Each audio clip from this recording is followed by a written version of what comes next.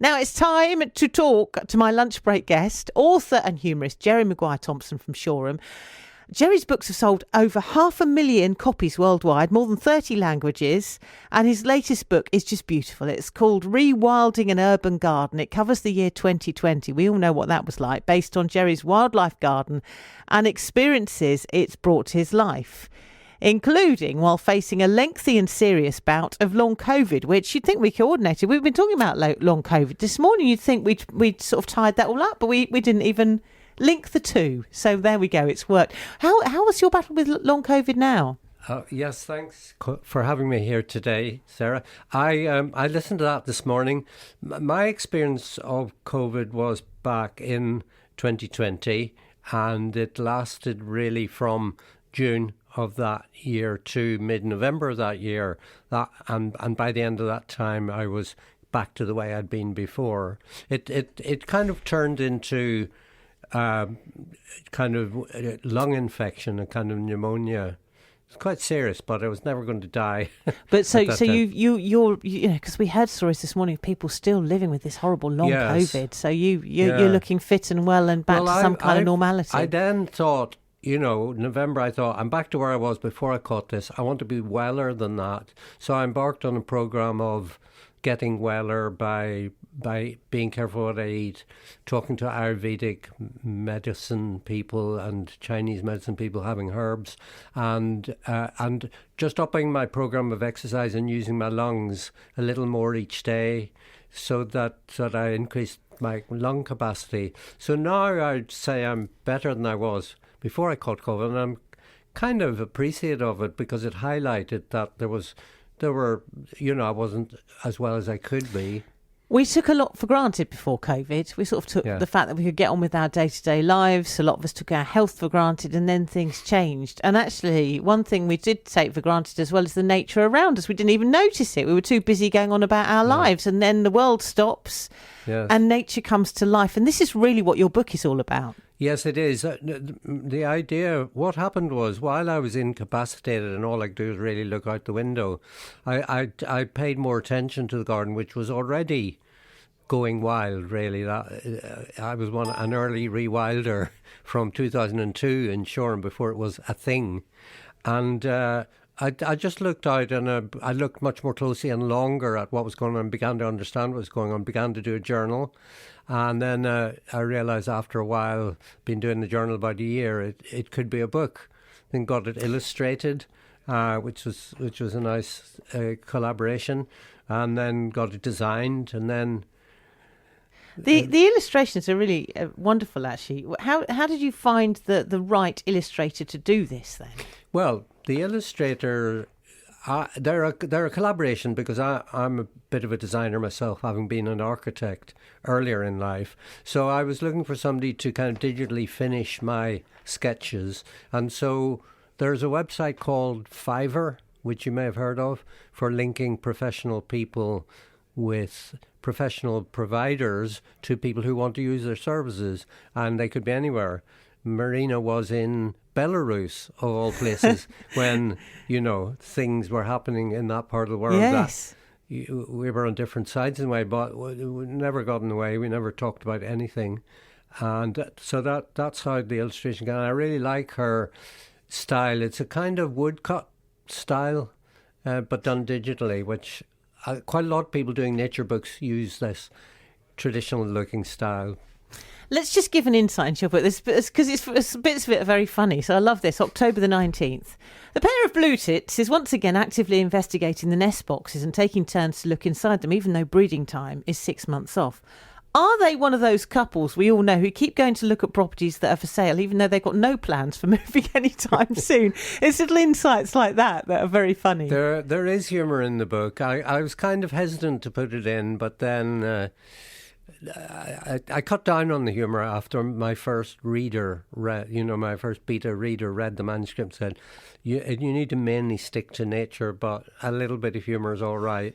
So a few things went in. There's another bit where I talk about, one of the things I do in the book is look deeply into some aspect of nature and its wonderfulness and its profound intricacy and amazingness, and through a bit of research and find out the answers and explain things like why nearly all birdsong is aggressive and angry, and yet we hear it as beautiful. And so what are the evolutionary reasons why that should be the case? So I find out. Another one is I noticed I really love the sparrows in the garden. They're adorable, and I get to know their lives very well because they completely live in the garden, and I know all about them. And I found that I would notice that they would roost at night in the dark, but if they needed to do a poo, they would hop down below all the other sparrows and then do a poo and then go back up, so not to poo on somebody else's head. And I threw in a quip, we've all been there.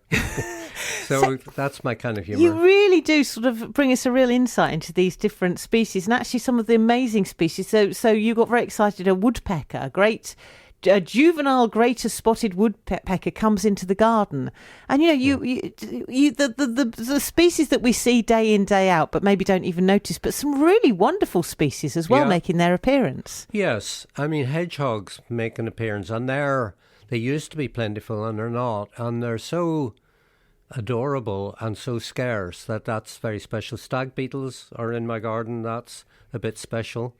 They're increasingly rare. There are slow worms, and occasionally something will come by like an emperor dragonfly, which is not an urban species at all. One of the things about my garden is it's urban, and I feel that if we as urban gardeners devote a bit of our garden to wildness, it can have a huge impact even on the planetary level, because it's a very sustainable thing to do. It's amazing as well how quick, because I've done it in a bit of my garden. I've got a wilding bit, which started off with me, I couldn't be bothered to mow the lawn, and then I thought, actually, this is really interesting, because you do notice these different species suddenly appearing, and there's something beautiful about it. They just, if you just let nature take its course somewhat, it will, it's like the movie, if you build it, they will come. They just naturally find that it suits them. They move in, they find food, they find shelter, they find insects, and and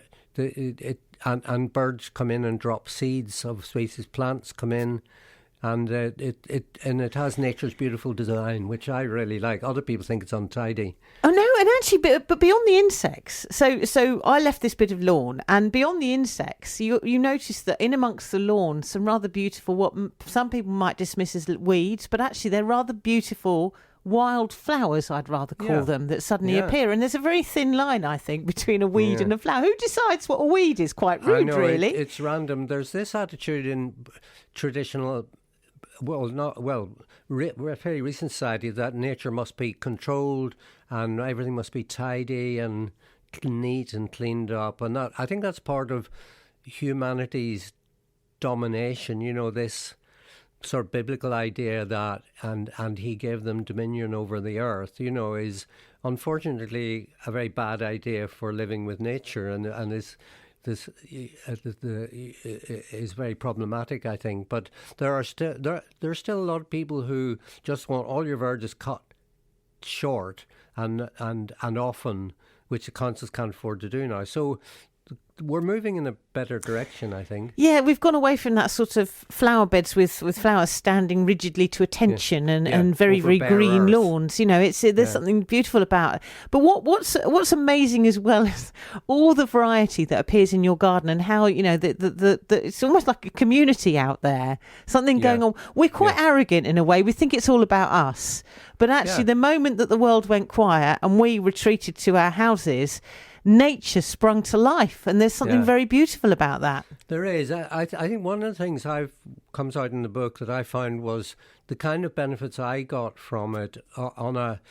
It was very uplifting when I was ill to look out of the garden and see nature being alive and weller than ever. Yeah, and it's very good for the emotional well-being.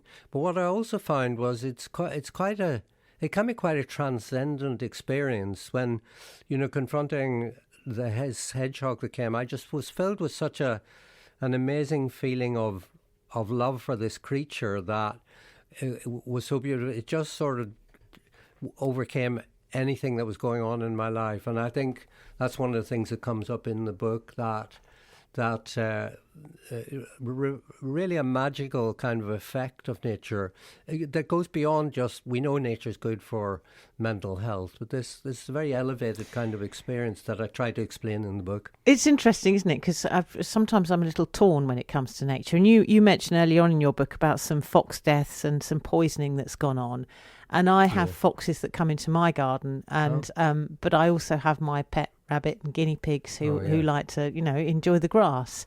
And so sometimes I have caught the fox about to pounce on my beloved pets. And then you sort of think, right, okay, I can get where you're coming from. It's a hard life being a fox, and they're beautiful. Yeah. But actually then they're threatening other wildlife that you've become very fond of.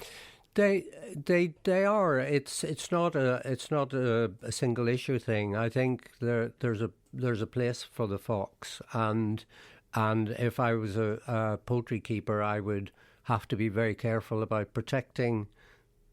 But I wouldn't want the foxes eradicated altogether. I think I would want to make sure I had arrangements so that, because when you make one mistake, the fox will be in there. Yeah, absolutely. And then you've got your hardback copy of your book there, so you were going to read a tiny little bit out for us. What's the bit that you? Well, I think this bit kind of explains my feelings about encountering the hedgehog for the first time, because we hadn't seen hedgehogs, and it's kind of like, in a way, it's the ultimate validation of a wild garden. I had put out some mealworms for the robin, and then the hedgehog had found that somewhere left over at night was coming in and eating them, but we didn't know. But my wife noticed the hedgehog one night, just taking the dog out before going to bed, and so I've taken to standing and watching this creature every evening, often for quite a long time.